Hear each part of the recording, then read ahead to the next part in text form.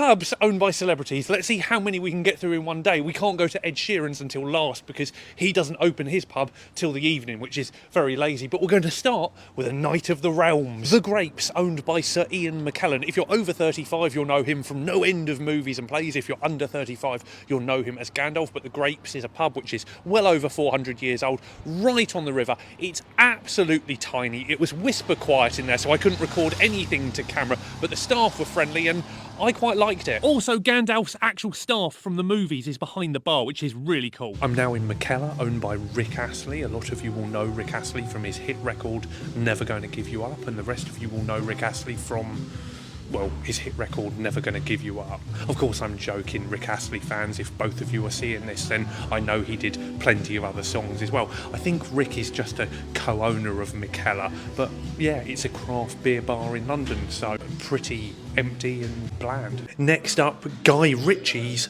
The Law of the Land. By coming here, I thought I'd feel like the smooth-talking gang member of a diamond heist, but instead, I just feel poor. Wetherspoon's prices, these are not. I'm now at Idris Elba's bar, which is a wine bar, so me going in is a bit like Idris being the next James Bond. It's a nice idea, but I think we all know it isn't going to happen. I've got nothing against wine bars, I just don't want to spend £80 on a bottle of something I don't really understand. We're now in the Fox and Pheasant, owned by James Blunt. It's a proper pub. There's a darts board on the wall over there. There's proper beer on. We're next to Stamford Bridge, the home of Chelsea FC, the nation's favourite football club.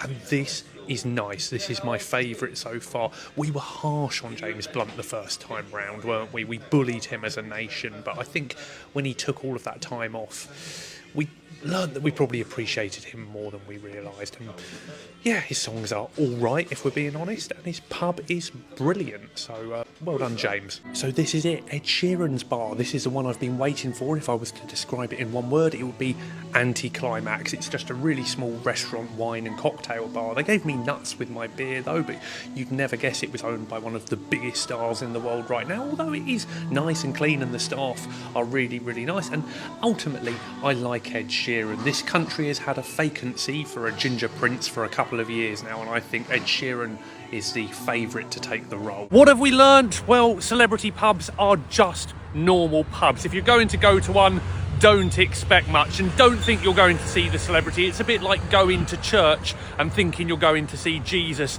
It might happen, but it's incredibly unlikely.